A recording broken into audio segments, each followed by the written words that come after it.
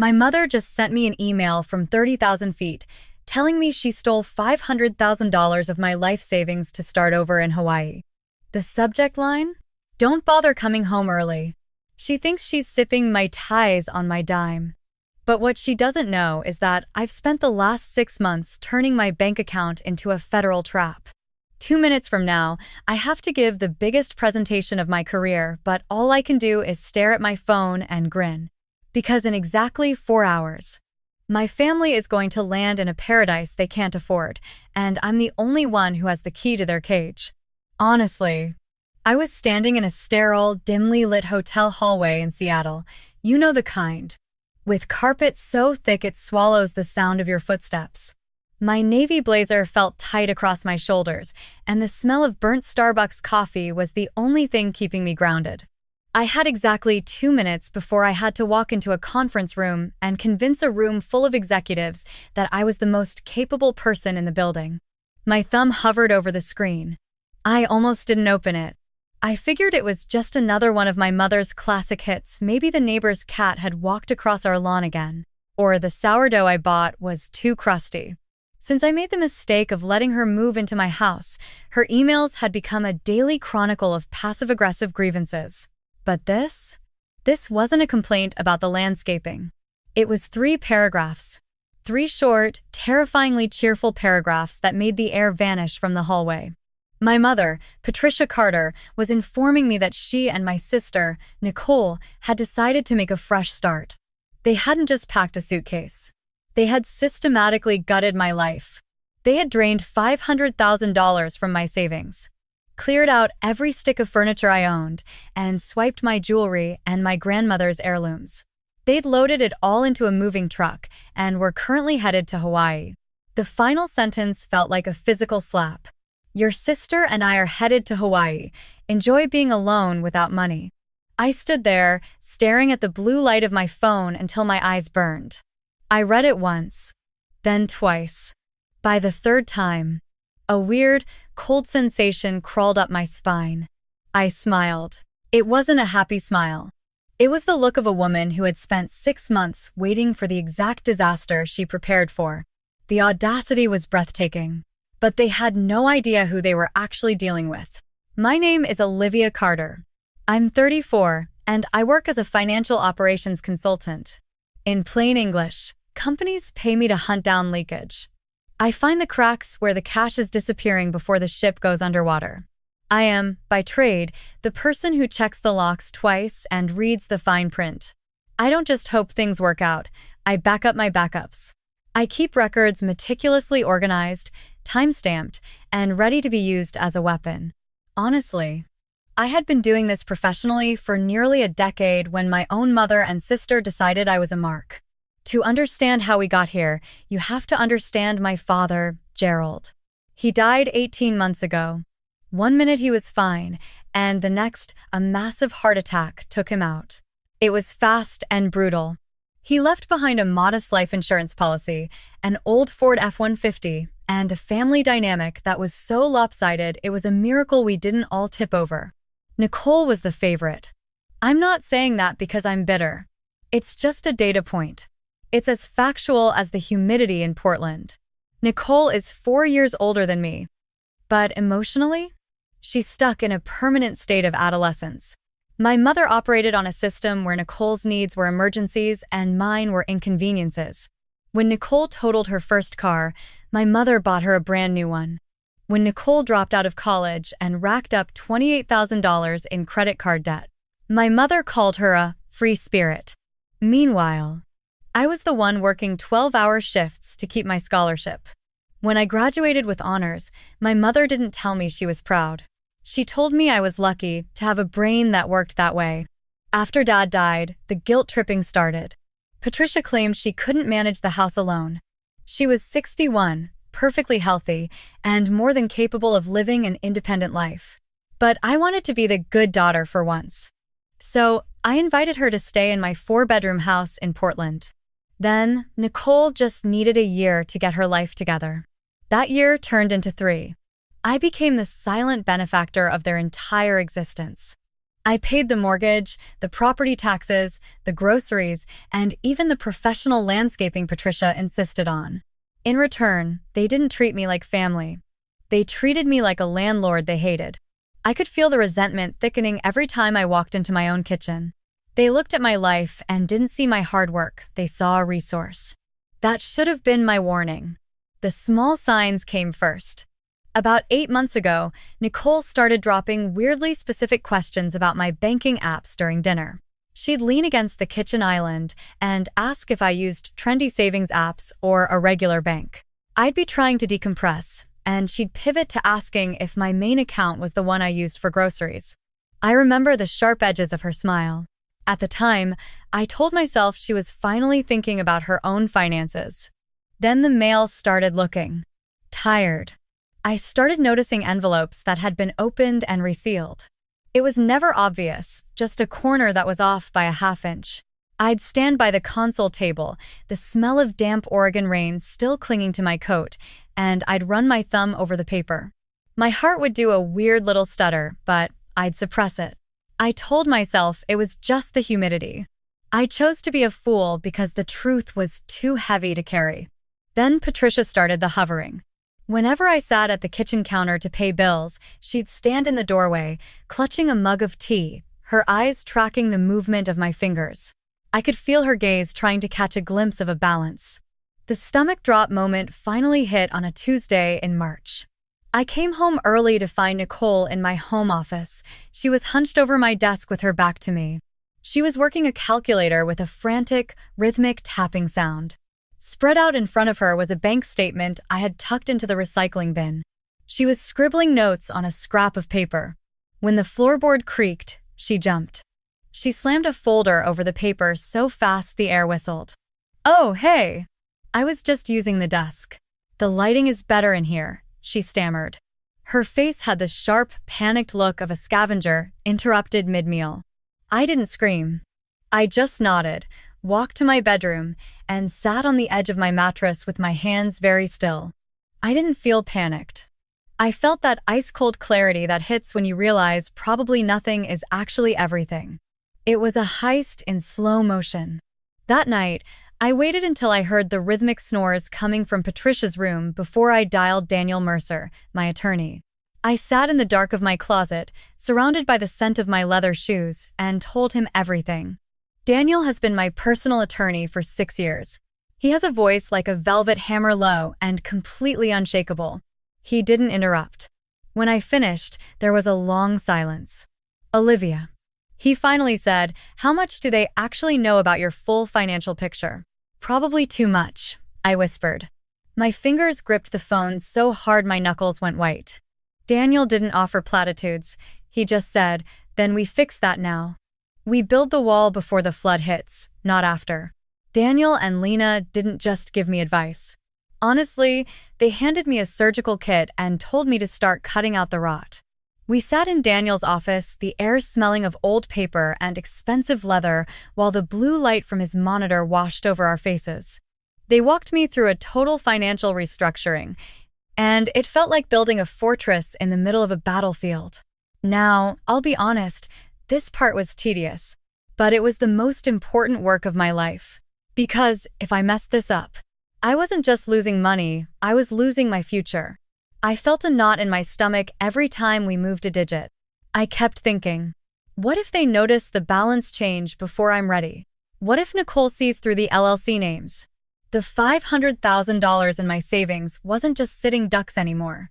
We moved every cent out of the account Patricia had been eyeballing and tucked it into a protected investment ladder, split across 3 different instruments tied directly to my consulting LLC. It was buried under layers of corporate protection they couldn't even spell, let alone access. What remained in the visible account, the one they were currently drooling over, was a temporary holding balance. It looked like a mountain of cash, but it was actually a mix of incoming vendor payments and a very specific disbursement from an estate matter. It was legitimate money, sure, but we structured it with a lethal catch. If anyone touched those funds without authorization, it didn't just trigger a bank alert. It created a documented paper trail that crossed state lines. We were handing them a one-way ticket to federal wire fraud statutes. If they took the bait. I spent the next week moving through my own home like a ghost. I spent hours in the quiet of the living room, the late afternoon sun, hitting the dust motes as I photographed every single item of value I owned. I recorded serial numbers, dug up purchase receipts, and pulled out the insurance valuations I'd kept in a fireproof box. I spent a long time looking at the vintage record player. It was a project I'd restored with my father, the wood still smelling of linseed oil and old memories. I documented that, too. Then I moved to my grandmother's silver candlesticks, heavy and cold in my hands. I photographed and insured each one individually, feeling a sick twist in my gut that I even had to protect my own history from my own blood. The audacity of my sister really started to shine when Lena checked the browsing history on the household iPad. Nicole used it constantly. Assuming her searches for high-end pawn shops and luxury appraisals were private, spoiler alert, it wasn't private. It was monitored. Based on her research, I realized she was already pricing out my life. I wondered which one she would try to pawn first, the grandmother's silver or the necklace Dad gave me. I just hoped she'd do it at the specific shop I'd already flagged for the police. You'll see why that matters later. I didn't wait for her to strike. I quietly moved my most valuable pieces into secure storage and replaced them with high-quality, insured replicas. I'd look at a vase on the mantel and know it was a decoy, while Nicole would walk past it, probably calculating how many weeks in a beach house it was worth. It was psychological warfare, and I was winning the ground game. Next came the digital perimeter. I overhauled the home security system, switching everything to a private server with a cloud backup they couldn't touch. I wanted eyes and ears everywhere. The main entry, the living room, the kitchen, and the front porch. I sat in my car one night, watching the live feed on my phone, seeing the flickering light of the TV in the living room where they sat, blissfully unaware that I was recording their every move in high definition. I pulled the final thread by updating the ownership records on our shared storage units. I also pulled Patricia's name off the account I'd let her use for emergencies. I replaced it with a limited-use card that had a hard $600 ceiling. Every time she bought a latte or a pack of gum, my phone buzzed in my pocket like a warning shot. And then, I waited. The silence in the house became deafening. I didn't know the when or the how, but 9 years of auditing taught me one thing. Patterns don't lie. I knew what a pre-theft buildup looked like, but seeing it manifest in the people who were supposed to love me, that was a different kind of pain. It felt like holding my breath underwater, just waiting for the surface to break. Over the next 72 hours, the case didn't come together with some Hollywood-style bang. Honestly, it assembled itself the way a good audit does.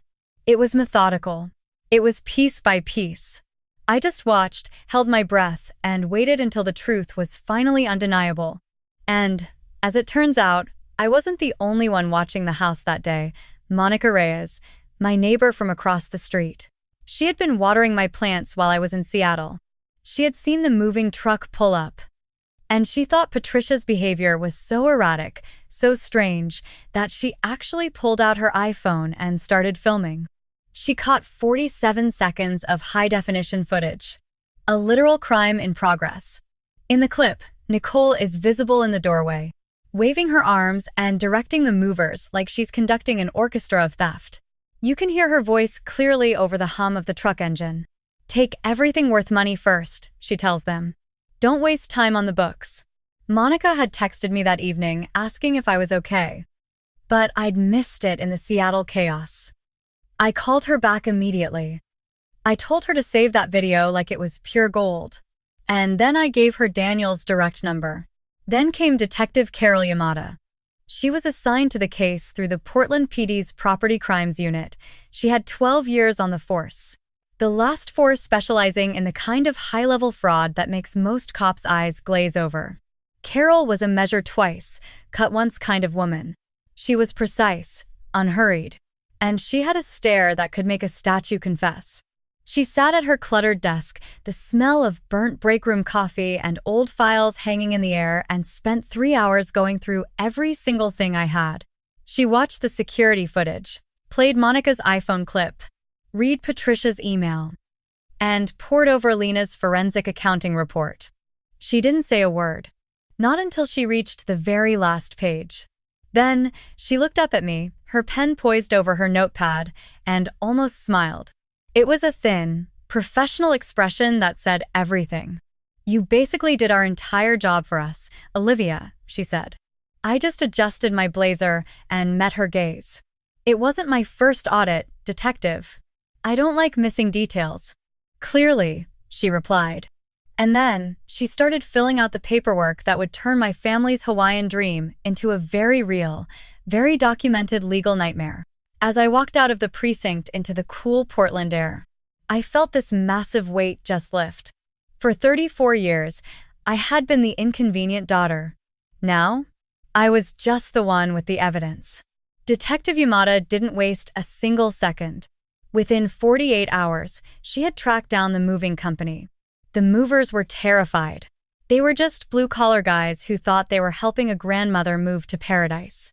They handed over signed statements and electronic receipts, confirming Patricia Carter had paid them with a debit card tied directly to my flagged account. That detailed invoice, documenting every box of my life they'd hauled away, became Exhibit C in the mountain of paperwork growing on Daniel's desk. While the movers were talking in Portland, a woman named Susan Park was dismantling the dream in Honolulu. Susan is a shark in a floral print blazer, an 8-year veteran of civil litigation who knows everyone in the islands. She coordinated with Daniel to corner the property manager of the luxury condo. When that manager saw the fraud flags, he folded like a cheap card table. He confirmed Patricia had tried to run 2 different emergency cards after the first one bounced, both of which were already glowing red on the bank's radar. The reality of their situation was becoming a special kind of hell. There they were, stuck in a humid Honolulu lobby with a mountain of stolen furniture they couldn't sell, and zero access to the $500,000 they thought they'd retired on. They couldn't pay for the condo. They couldn't pay for a flight back. And they were staring at an email in my inbox that was essentially a signed confession. Honestly, the irony was delicious. They were in paradise, and they were absolutely miserable. I spent that Thursday afternoon sitting at a cheap plastic folding table I'd bought from a drugstore. It sat in the middle of my empty dining room, the legs wobbling every time I typed. The house felt like a cave, just echoing the hum of the refrigerator. When my phone buzzed with a Nashville area code, I stared at it for 3 rings. It wasn't my mother. It was the office of Gregory Fenn, a general practice lawyer Patricia had desperately retained to try and stop the bleeding. After 2 minutes of him trying to play the reasonable professional card, he put my mother on the line. I gripped the edge of that flimsy plastic table until my knuckles turned white. Her voice was brittle, like dry leaves. The rage was still simmering there. Patricia isn't really capable of letting go of anger, but beneath it was a new sound. It was small. It was the sound of a woman who finally realized she was trapped in a room with no doors.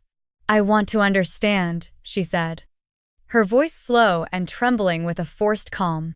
"What exactly were those accounts, Olivia? Why isn't the money moving? We're being told the funds are inaccessible." I didn't hesitate. I didn't soften my tone at all. "The accounts are mine," I said, and my voice just echoed off the bare walls of my stripped hallway. "The money is mine. Every piece of furniture, every heirloom, and every cent you touched belongs to me. And right now, the proof of that is sitting with a Portland detective, a forensic accountant, a civil attorney in Hawaii, and the Federal Reporting Division for Interstate Property Crimes." The silence on the other end was so thick I could almost hear the tropical waves in the background. I let it hang there for a beat before I twisted the knife. "That email you sent, Mom? The one telling me not to come home early? It's been formally submitted as Exhibit A. You didn't just rob me. You documented it for the feds." There was another long, agonizing pause. Then, in a whisper that was supposed to sound tragic but just sounded pathetic, she said, "I just wanted Nicole to have a real life." The audacity of that sentence almost made me drop the phone. It was the same script she'd been running since I was 5 years old. Nicole's happiness was a right. and my life was just a bucket of resources to be raided whenever the favorite child felt a breeze. Nicole deserved the tuition I worked for. She deserved the car I didn't get. She deserved the housing I provided. And now, she apparently deserved my grandmother's silver and my entire life savings. I know, I said, my voice dropping to a cold, steady hum. That's exactly why I kept records. The legal fallout wasn't like a movie. There were no dramatic gavels or order in the court moments. Real life is just an endless parade of spreadsheets, deadline extensions, and phone calls that go to voicemail. It's a grind of filing exhibits and waiting for clerks to stamp case file identifiers. But because I had the receipts, the literal, digital, and video receipts, the outcome was never in doubt. Gregory Fenn realized early on that they were dead in the water. He negotiated a civil settlement to avoid a full criminal trial that would have ended with Patricia in a jumpsuit she definitely wouldn't like. The settlement was ironclad, structured repayment of every cent, the return of all my property, or its full replacement value, and a formal, court-filed admission that the removal was unauthorized. Nicole had it even worse. She was the one caught on high-def security footage directing the movers. Her fingerprints were all over the digital fraud attempts. Her restitution agreement was supervised by Detective Yamada and Susan Park, including a probationary structure that would escalate into a felony charge the second she stepped out of line. By the time the dust settled, I'd recovered approximately 91% of what they took. Real life leaves dents, and I'd accepted that I'd never get that last 9% back. But the peace of mind? The total destruction of their ability to ever hurt me again? That was worth every lost cent. Of course, the family drama didn't stay private. Early on, the flying monkeys came out in force. Patricia had reached out to the relatives first, spinning a sob story about how she'd just borrowed some funds and how I had become cold and controlling after Dad died. For 2 weeks, my phone was a graveyard of distant messages from cousins and an aunt who suddenly stopped returning my calls. Then, the documentation started to leak. People saw the email. They saw the forensic report. And then, the nail in the coffin. Monica's 47-second iPhone clip of Nicole telling the movers to take everything worth money. The soft version of the story evaporated instantly. The relatives who had judged me got very quiet, some apologized. Others just disappeared into the woodwork. I didn't chase them. I'd spent 34 years convincing people to treat me like a person. And I was officially retired from that job. Within 3 months, the house started to feel like a home again. I didn't just buy new furniture, I bought intent. I went to a local woodworker on a rainy Saturday and picked out a dining table that I loved. No one else's opinion mattered. I rehung my art, repainted the rooms in colors Patricia would have hated, and turned Nicole's old bedroom into a high-end home office. I put in a standing desk, dual monitors, and a chair that cost more than Nicole's first car. Within 60 days, I was running 2 new client contracts out of the very room that used to house 3 years of her chaos. The space that once felt like a prison of my own patience was now the engine of my career. That was the best part, turning their betrayal into my corner office. Patricia called one last time, about 6 weeks after the settlement was signed. It was a short, awkward conversation. She wanted to know if we could rebuild the relationship.